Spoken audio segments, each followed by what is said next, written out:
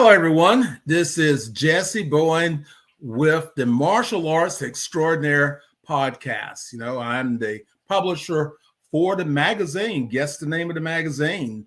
The magazine is the Martial Arts Extraordinaire magazine. Today, we are excited to have with us a young man who has just finished competing in the University World Games in Germany. We have Bomin Kim.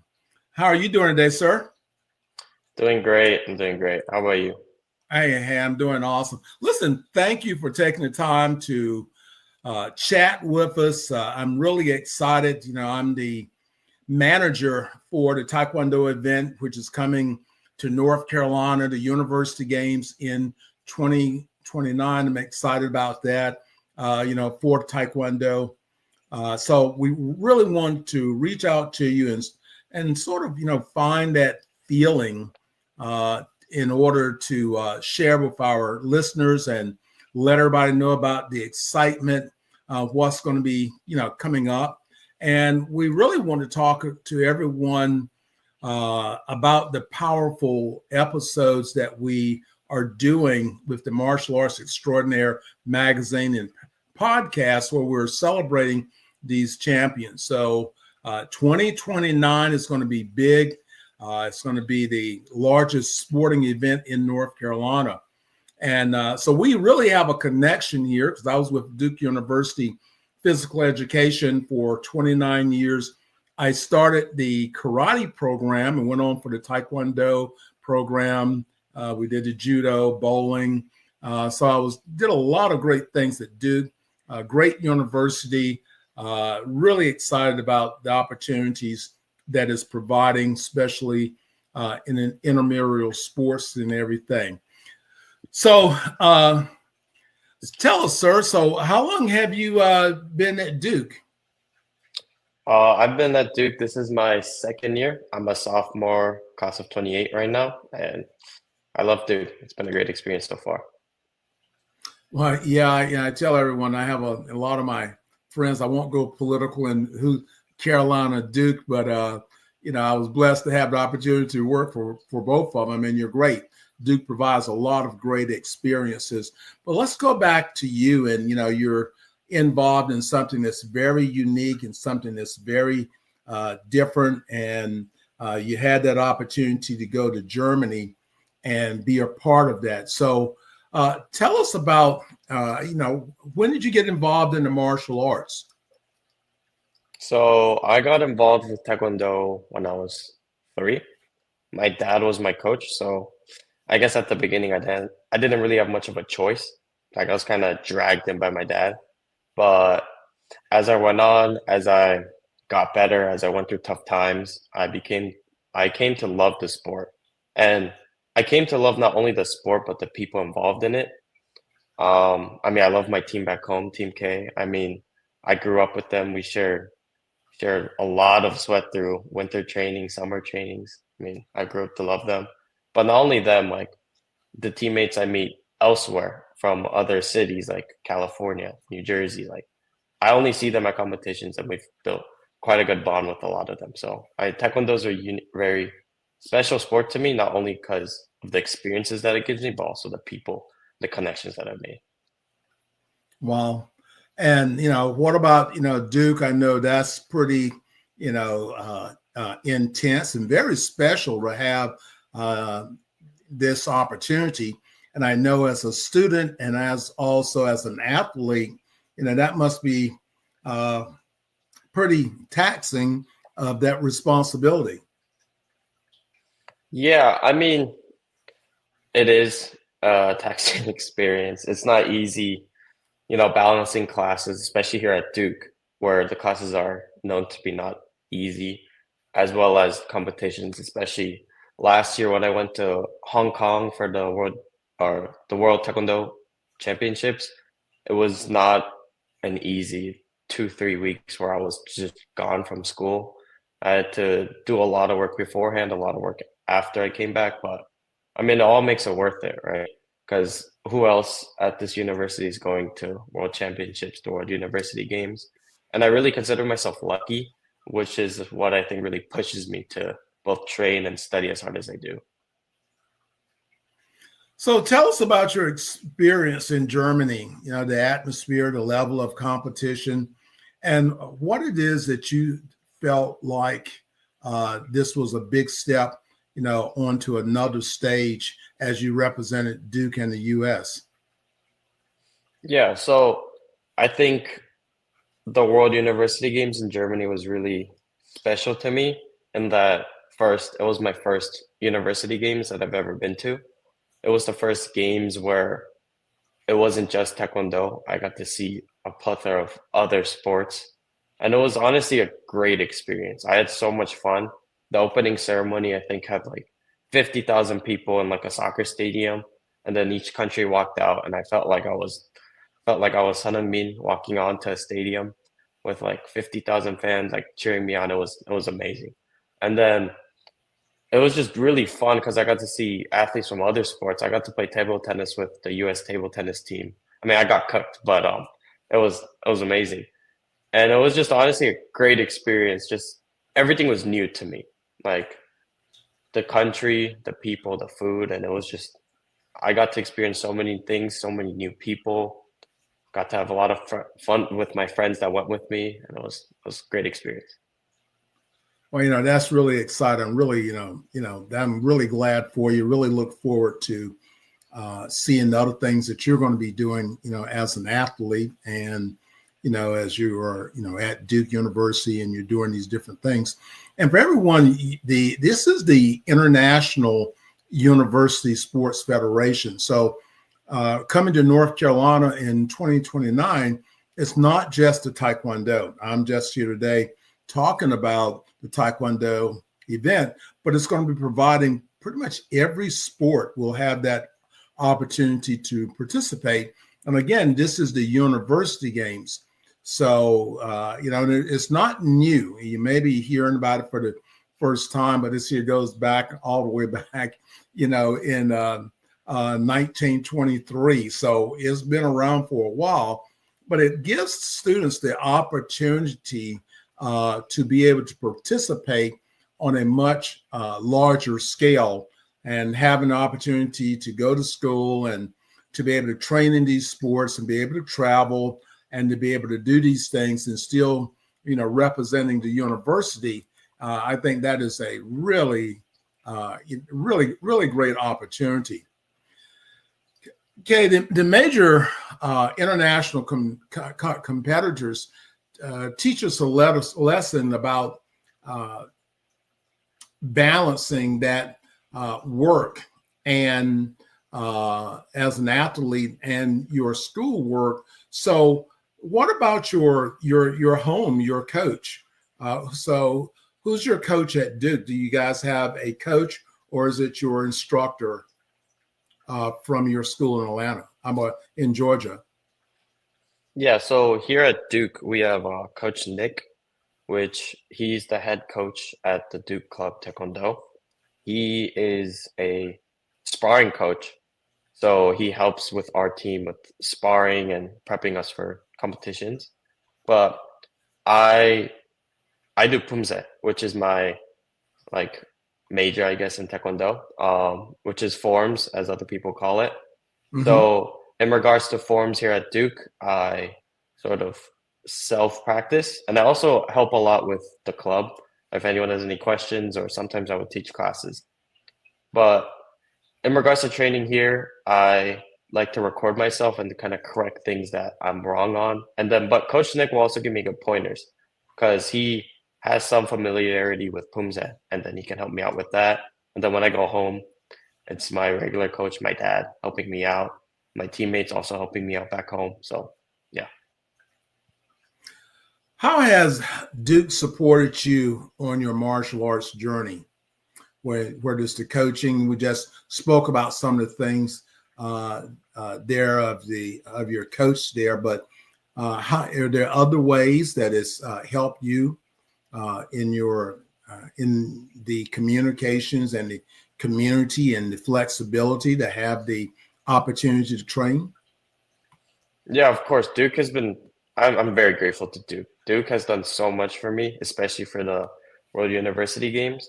I mean, first of all, they provide me a place to practice, a place to train with mats, which is something not everyone can get. I think the biggest thing that they've done for me is for the World University Games in Germany, they gave me full funding to go, which without their funding, I might not have been able to go. But due to their funding, it made going to Germany a lot easier, and it's a great experience. Yeah. Well, as a former Duke physical education instructor and sports performance coach, I deeply believe in the mental training, that power of, using mindfulness, visualization, and mental condition. So, do you do any training that's dealing with, visualization training? What's your mental game like? So I guess when I compete, my mental focus is on not what could happen, but what I can do best. So what my dad always tells me before I go in is don't focus on the result. Just focus on doing your best. Do it just like practice. And then that's what I try to focus on. I don't focus on trying to win. I don't focus on trying to get the highest score I've ever gotten. I just focus on producing the best output in that moment that I can. And for me, a big thing about with my mental is if I mess up, it's okay as long as I do things to help me not mess up the next time. And that's what my dad tells me too. I think that's played a big role. So when I mess up at competitions, I don't take too much of a toll on myself because at the end of the day, we're all human, right? Mistakes happen. But what I can do is prepare and kind of put myself in that mental mode of, oh, what can I do better this time so that doesn't happen next time? And I think that mentality has really helped me to get to where I am today. Well, wow, that is great. That's a really big part of being an athlete is not just having the opportunity to compete, but to work on competing to be your very best, and then having that opportunity to be able to represent your school, your university, and then of course representing yourself. And that big part is representing the U.S. In this great opportunity. So, what advice would you give younger students, especially who's balancing school and martial arts and want to reach their dream of being a martial artist competing on a national, international level? So, an advice that I will give would be the same advice I give to the younger kids on my team would be, it might sound kind of cliche, but don't give up. There are going to be many, many competitions where the results don't go your way. There's going to be competitions where you trained your butt off, and then the results are just not what you want, which you might feel really sad at the time, but you also have to realize this happens to everyone. And then the people who eventually make it to the top are the ones that are able to go through this, be able to live through it, get better, then pursue through it. So that would be my main advice is to just really work through something. If you want to get somewhere, you have to work through even the hard parts. You've already competed and on so many different levels. Uh, in your younger stage, what would you say that before going to Duke was your toughest competition? And what did you learn from that? And how did you take that lesson and bring it into the settings that you're into now on an international level? Yeah, so I would say one of my hardest competitions was probably 2022 World Championships. That was my first ever time representing the US in person and at a World Championships. So, granted, I was like one of the, guess you could say, freshmen on the team because I've never traveled with the national team. A lot of them have traveled multiple times. I was a new face, and I was very very nervous leading into it. And the first round, the group stage round, I actually messed up, and that really got to my head in preparing for the next few rounds. We did make it up, like into the next rounds, but we made it as a much lower ranking that we wanted to. So that got to my head. But then what really helped me was one of the national team coaches said to me, or said to our team in general, just said, I'm not seeing what I want to see out of you guys, but I know what you guys are capable of. You guys are capable of winning. And for me, before this competition and even at the competition, I really thought we had no chance of winning, to be honest, because it was my first time there. Team Korea was there. I thought, to be honest, we had no chance of winning. But when she told me that she sees potential in us and then we have a good chance of winning, I realized my mindset was wrong. I realized that I always have to think about we have the chance to win. So with that mindset, we went and competed, and we actually did end up doing really good. I didn't mess up anymore.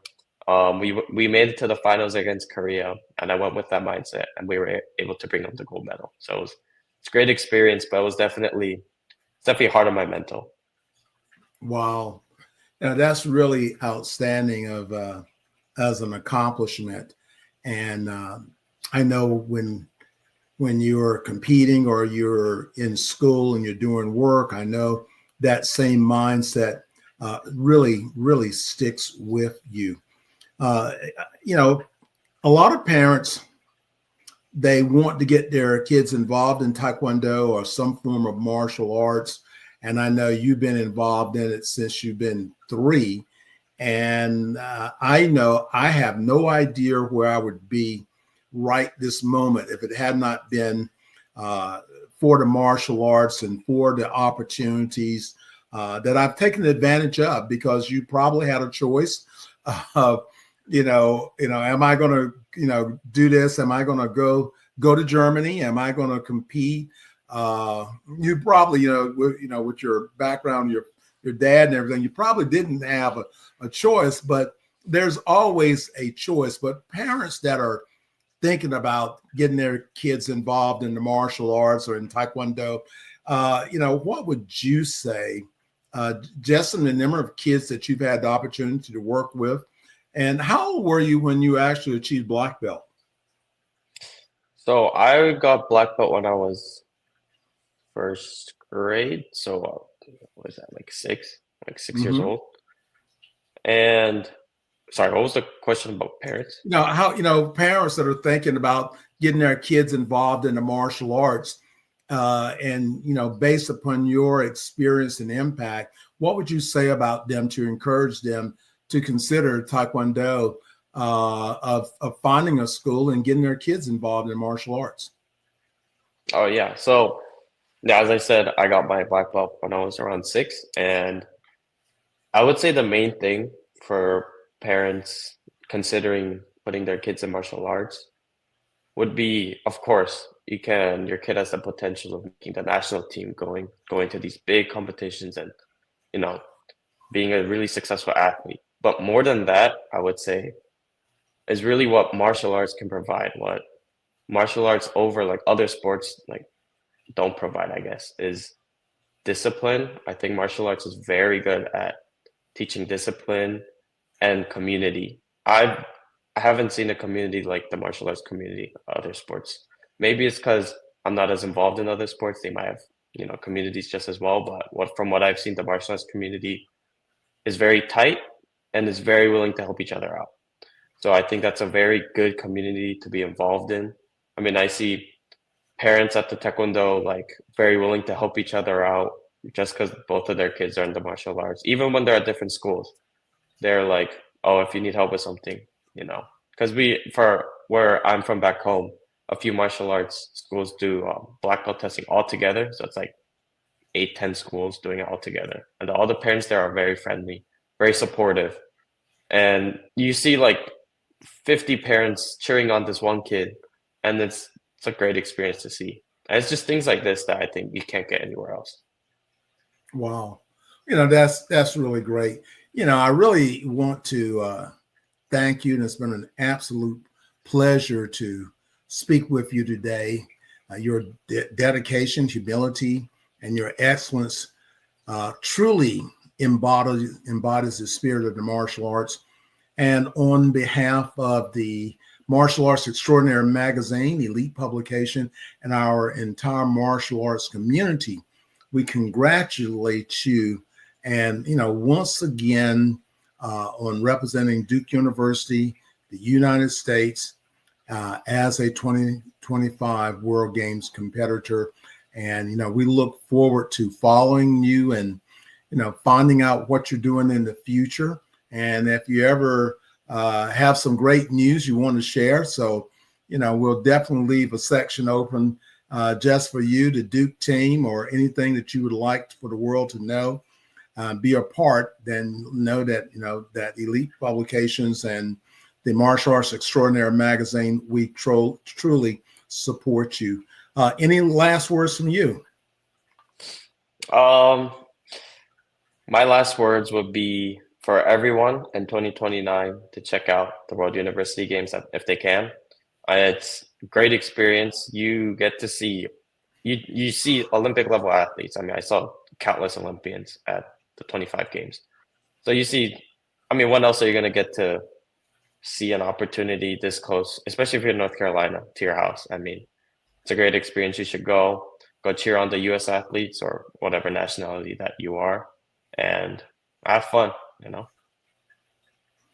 Well, everyone, this has been a great podcast today. And again, we're going to catch this interview. It's going to be in our magazine, the Martial Arts Extraordinaire magazine. So if you're thinking about publishing a book, or you want to share a story, find ways that Elite Publications can support you, then just reach out. Our website is www.elitepublications.org. Go to our Roku channel, and that is Elite Publications Worldwide TV. Follow us there. We have competitions on there, sport, karate events, and other different things that we're doing to support the martial arts. But remember, mark your date for that July 11th through the 22nd here in North Carolina, for the University World Games. This is going to be the largest sporting event in North Carolina. Go ahead and set your date, start to follow the website for the event here in North Carolina. And remember, everyone has a story. You just have to get it out. Hey, this is Jessie Bowen saying be blessed, and we'll see you the next time.